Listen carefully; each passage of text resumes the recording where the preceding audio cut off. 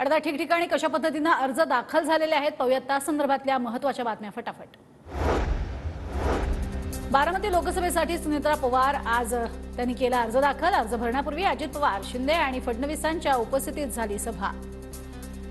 आज बारामती लोकसभा मतदारसंघातून मी उमेदवारीचा अर्ज भरलेला आहे। लोकांचा प्रचंड प्रतिसाद आहे।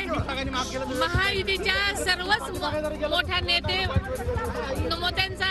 मोठा सपोर्ट आहे, आपल्याला सगळ्यांना दिसलेला आहे। त्यामुळे नक्कीच विजय हा चांगल्या प्रकारचा असू शकतो। अजित पवारांनी बारामतीसाठी डमी अर्ज भरला। सुनेत्रा पवारांनी अर्ज दाखल केल्यानंतर अजित पवारांचा डमी अर्ज, शिंदे, फडणवीस, शिवतारे यांच्या उपस्थितीत अर्ज दाखल।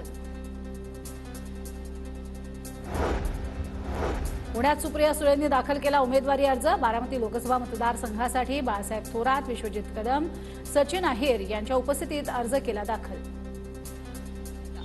बारामती लोकसभा मतदारसंघात चौथ्यांदा फॉर्म भरायची ही संधी जी मला मिळाली आहे त्याबद्दल मी तमाम बारामतीकरांचे, लोकसभा मतदारसंघातल्या प्रत्येक व्यक्तीचे ज्यांनी मला इतके वर्ष जे प्रेम दिलं, सहकार्य दिलं, त्यांचे मी मनपूर्वक आभार मानते। शिरोड लोकसभा मतदारसंघासाठी डॉक्टर अमोल कोल्हे यांचा उमेदवारी अर्ज दाखल। सुप्रिया सुळे, बाळासाहेब थोरात, विश्वजित कदम यांच्या उपस्थितीत कोल्हेंनी अर्ज केला दाखल। मायबाप जनतेनं आता निर्णय घेतलेला आहे आणि या बदलाचा, केंद्रातल्या सरकारच्या बदलाचा एक शिलेदार म्हणून समोर जात असताना नक्कीच एक जबाबदारीची भावना आहे। सर्वसामान्य शेतकरी असेल, सर्वसामान्य गृहिणी असेल, सर्वसामान्य युवक असेल, या प्रत्येकाच्या आशा आकांक्षांना योग्य न्याय देण्याच्या दृष्टीनं हे मला वाटतं उमेदवारी अर्ज भरणं हे पहिलं पाऊल आहे। पुण्यातून मवियाचे उमेदवार रवींद्र धंगेकरांचा अर्ज दाखल। पहिल्याच दिवशी अर्ज दाखल करत धंगेकरांची प्रचाराच्या रणधुमाळीत आघाडी।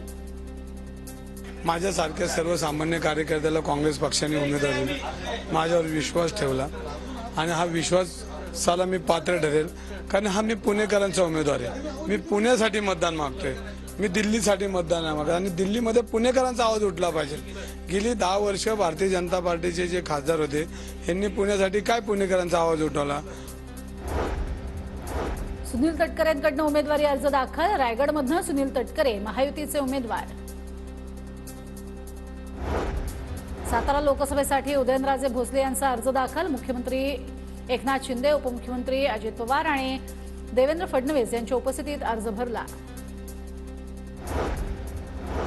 सोलापुरातनं प्रणिती शिंदे यांचा अर्ज दाखल। उमेदवारी अर्ज दाखल करण्यापूर्वी प्रणिती शिंदेंकडून शक्ती प्रदर्शन।